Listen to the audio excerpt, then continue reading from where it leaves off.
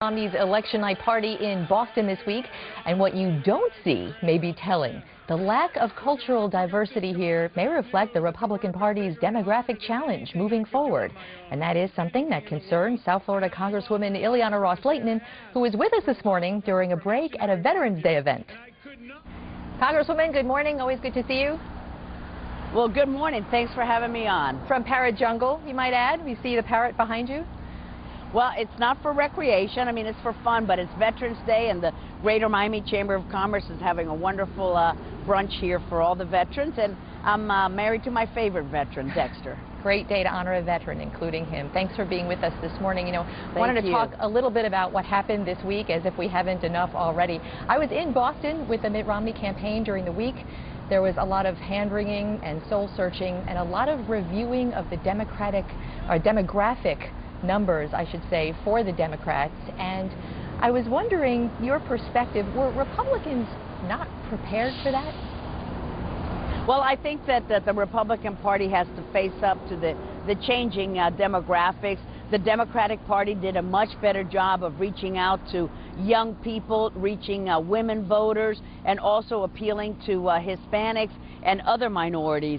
The Republican Party needs to do a better job of doing that. It doesn't mean that we need to change our philosophy or our principles or what we stand for, but when we talk about improving the economy, we have to say it in a way that women voters say, you know, I like the way that they're talking to me. I want to be a small business owner. Maybe the Republican Party is the party for me. Instead, we alienate people by talking about forcible rape and whether that is real rape. It was ridiculous. It was we had a terrible message, or some of our candidates were deeply flawed, and we have to look within ourselves to see how we can improve, to reach out to these different groups, but also we need to get better candidates and have get more voters out to the polls.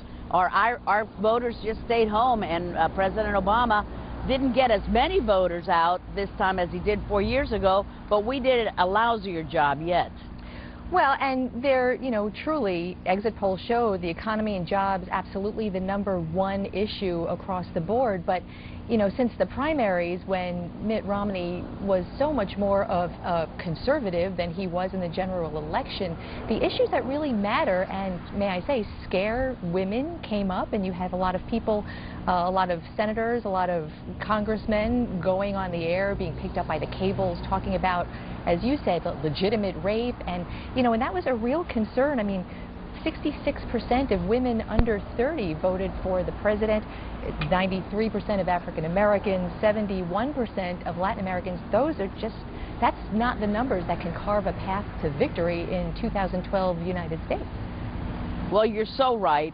And when you think about that, the economy and how hard it has hit single moms, how hard this economy has hit moms who are trying to look for work and find affordable daycare. You know, the Republican Party could be the party for all of those single moms if we have a message that really appeals to them. It's not about abortion or being pro-life. It really is a bread and butter issues, but we've managed to turn off those voters, and they see us as the problem rather than the solution. And so you could see it in rally after rally where we were participating in. There weren't enough of those quality voters out there helping the Republican Party. Let's branch out. Let's admit we have a problem. We don't need to change our positions, but we need to frame the issues in a better way so that women, minorities, young people say, you know, Republicans are concerned about the high interest rates on student loans. Republicans are concerned about getting some parts of immigration reform through. Republicans care about single moms and the high cost of quality child care. Let's appeal to those voters, and we can be the growth party once again. It's not all over. This was a wake-up call. We don't need to change positions. We just need to know how to say it better and weed these candidates out of the way. Some of these guys who don't know what rape is, come on, man. Talk to your daughters. Talk to your children, your grandchildren. Get with it. Do you know what year it is? Do you know what decade it is? This was such an embarrassment. Can we just turn topics really quick this morning? General Petraeus and his resignation over what might have been compromised emails and an extramarital affair. you know, that's playing out right now as we speak. I was wondering, was Congress apprised of any of this before the last day or two? Well, General Petraeus is a hero. He served our nation honorably, an incredible man. This is a personal problem that he's had in his life, and look, perfect only God. No one is here throwing stones. I wish that he would have dealt with this in a better way and not have to resign. What I'm concerned about is the Benghazi investigation, making sure that we can get to the truth about what the intelligence community knew, what the State Department knew. It's a shame that General Petraeus was just about to testify before the leading committees this week, and yet he's resigned. So I hope that there's no connection. But as far as his fidelity issues, that's nobody's business but between his family, and that's a tragedy. He's a real hero. I wish him the best. All of our nation does, especially today on Veterans Day.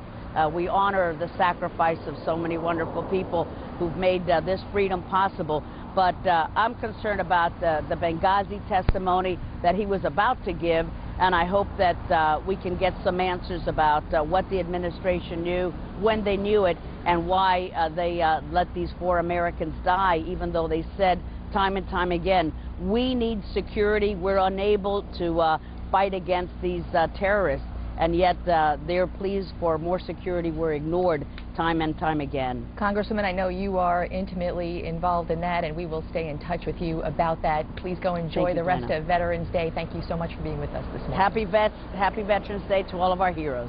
Thank you. And up next, we open your mail. Stay with us.